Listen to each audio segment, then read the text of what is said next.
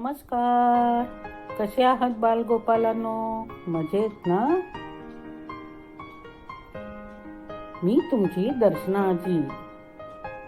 वाचू आनंदे जगू स्वानंदे या पॉडकास्ट मध्ये तुमचं मनपूर्वक स्वागत. आजचा पहिला रविवार, आपल्या गोष्टींचा वार. Hello friends, I am a bee.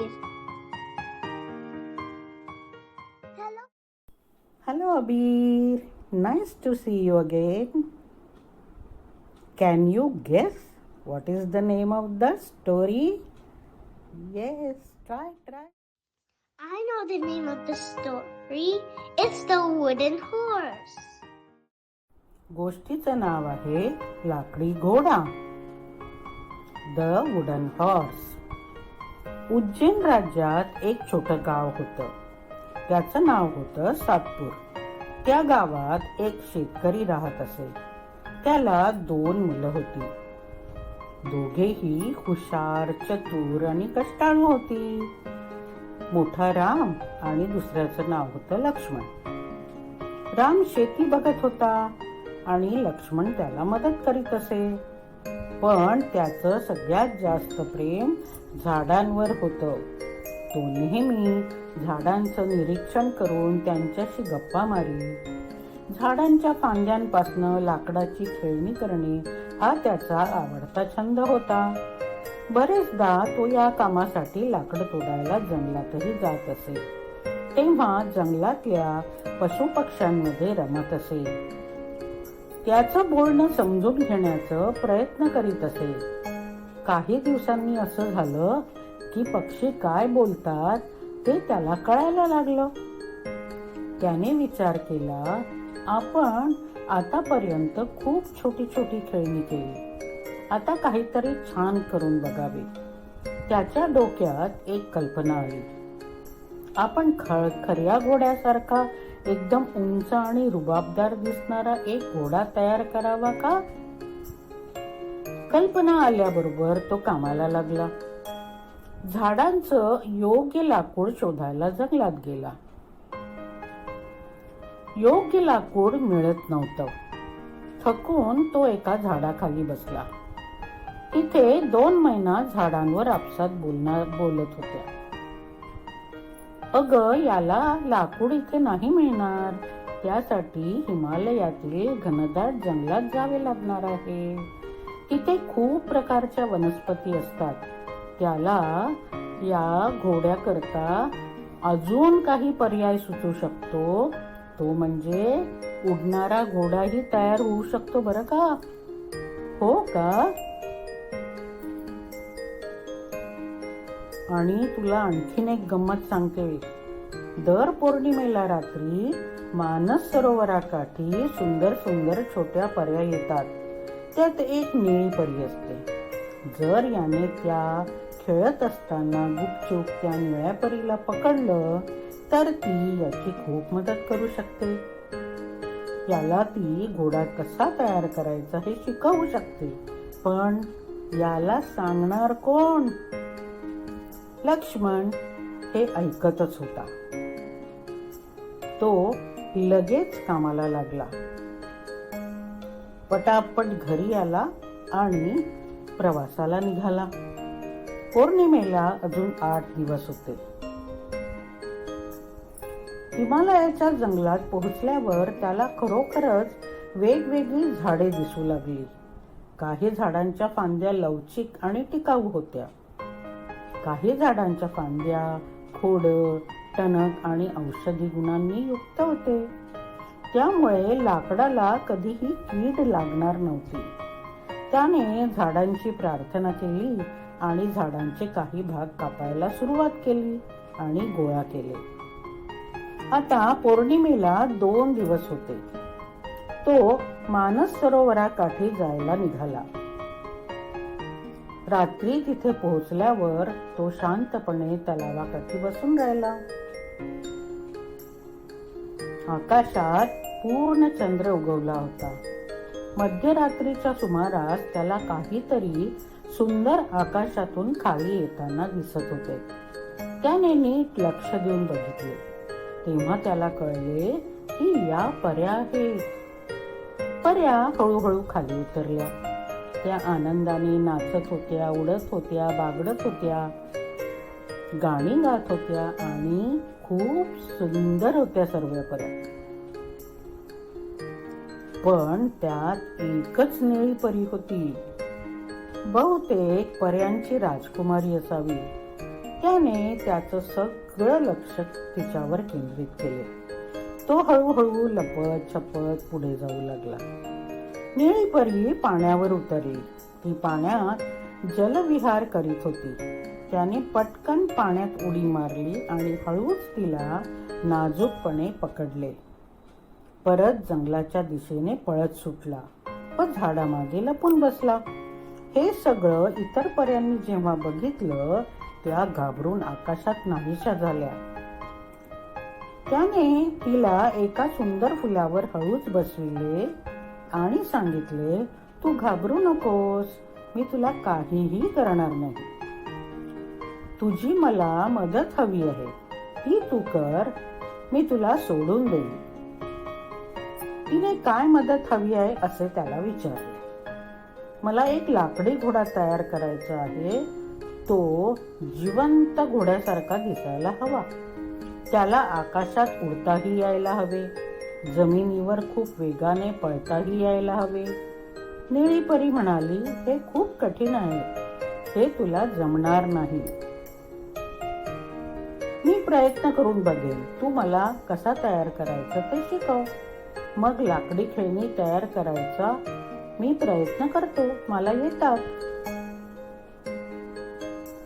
परीने त्याला तो घोडा कसा बनवायचा ते सांगितले. त्याच्यासाठी काय काय करावे लागेल, कुठले लाकूड लागेल, कुठल्या झाडांच्या फांद्या लागतील हे समजावून सांगितले.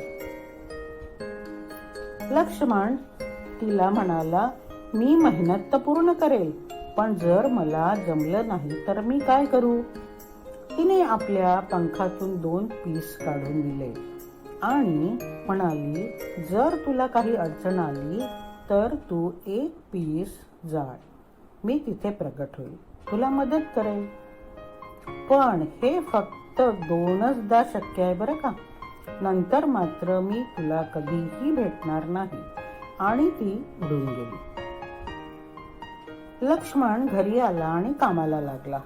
त्याने पूर्ण आराखडा एका कागदावर तयार केला. त्याप्रमाणे घोड्याचे सगळे भाग कापायला सुरुवात केली, एकमेकांना जोडायला सुरुवात केली. घोडा तयार होत होता, पण त्याला कळत नव्हते की घोड्याच्या पोटात कुठले यंत्र बसवावे व ते कसे तयार करावे, जेणेकरून घोडा वेगाने धावू शकेल, उडू शकेल. त्याला निळ्या परीची आठवण झाली. त्याने जपून ठेवलेले पीस बाहेर काढले आणि हळूच जाळले. काही वेळातच निळी परी तिथे हजर झाली. तिने त्याला लाकडाचं आधुनिक यंत्र कसे तयार करायचे ते शिकवले. घोड्याच्या पोटात ते कसे बसवायचे यालाही तिने मदत केली. त्याला 3 बटन बसविले. पहिली बटन दाबली की घोडा चालू शकेल, दुसरी बटन दाबली की घोडा जोरात धावू शकेल व तिसरी बटन दाबली की घोडा आकाशात उडू शकेल. अशी त्याच्यात व्यवस्था केली. आकाशातून खाली उतरायचं असेल तर दुसरी बटन दाबायची, म्हणजे घोडा हळूहळू खाली उतरून धावू लागेल. पहिली बटन दाबायची म्हणजे घोडा जमिनीवर चालू शकेल. हे सगळं झाल्यावर निळी परी अदृश्य झाली, गायब झाली. घोडा पूर्ण तयार झाला होता. त्यांनी त्या छान घोड्याचं पॉलिश केलं. घोड्याला बघून तो एकदम आनंदित झाला. लाकडी घोडा अगदी जिवंत घोड्यासारखा दिसत होता. त्याने त्या घोड्याला वापरून बघायचं ठरविलं. त्याने पहिली बटन दाबली, घोडा चालू लागला. तो जंगलात गेला. त्याने हळूहळू दुसरी बटन दाबली, घोडा जोरात धावू लागला. मग मोकळ्या पठारावर आल्यावर त्याने हळूच तिसरी बटन दाबली आणि आश्चर्य, घोडा पंख उडून आकाशात उडू लागला. त्याला आपल्या घोड्यावर विश्वासच बसत नव्हता. इतका सुंदर आणि जिवंत घोडा तयार झाला होता. रोज तो असाच जंगलात जात असे आणि एकटाच घोड्यावर स्वार होऊन जगाची मजा बघत असे. निसर्गात फिरत असे, देशोदेशी जाऊन त्या देशांची माहिती गोळा करीत असे. पण हे कुणालाच माहित नव्हते. एक दिवस असे झाले की राजाचा दूत दवंडी पिटत असताना त्याने ऐकले. राजाची एकुलती एक मुलगी राजकन्या हिचे त्याने स्वयंवर ठरविले होते. ज्याला आपल्यामध्ये काहीतरी विशेष आहे असे वाटते तो या स्वयंवरात भाग घेऊ शकतो असे त्याने जाहीर केले होते. लक्ष्मणला वाटले की आपण राजकन्येशी विवाह करावा का? तो उज्जैनला जाऊन राजाला भेटला. राजाला सांगितले की मी एक अशी गोष्ट तयार केली आहे जी जगात कुणाकडेही नाही, हे मी सिद्ध करू शकतो. राजा म्हणाला, ठीक आहे, दाखव. त्याने राजाला सांगितले त्यासाठी आपल्याला राज्याच्या बाहेर जावे लागेल. राजाने तयारी दाखवली. ते दोघेही आपापल्या घोड्यावर बसून राज्याच्या बाहेर जंगलाच्या दिशेने आले. लक्ष्मणने राजाला थांबविले आणि सांगितले, मी ज्या घोड्यावर बसलो आहे तो विशेष आहे. हा एक लाकडी घोडा आहे. तो अतिवेगाने धावू शकतो, आकाशात उडू शकतो. राजाचा त्याच्यावर विश्वासच बसत नव्हता. तरी त्याने म्हटले, सिद्ध कर. लक्ष्मण आपल्या घोड्यावर स्वार झाला आणि त्याने राजाला आपल्या पाठीमागे बसायला सांगितले. राजाने त्याला घट्ट धरून ठेवले. त्याने आपल्या घोड्याची पूर्ण कमाल राजाला दाखविली. राजाच्या आश्चर्याचा ठिकाणाच नव्हता. त्यानंतर ते दोघेही खाली उतरले. लक्ष्मणने तो घोडा कसा वापरायचे ते राजाला समजावून सांगितले आणि वापरण्याची परवानगी दिली. राजाने ती नीट ऐकली. तो घोड्यावर स्वार झाला. त्याला आता घोड्यावर बसण्याची मजा येऊ लागली होती. त्याला विश्वास बसेना की अशी ही गोष्ट असू शकते. त्याने कबूल केले की हो, ही एक कमाल गोष्ट तुझ्याकडे आहे. मी राजकन्येशी तुझा विवाह करून देतो. त्याने मोठ्या थाटामाटात राजकन्येशी त्याचं लग्न लावून दिलं. तो त्या राजाचा राजकुमार झाला. आवडली ना गोष्ट?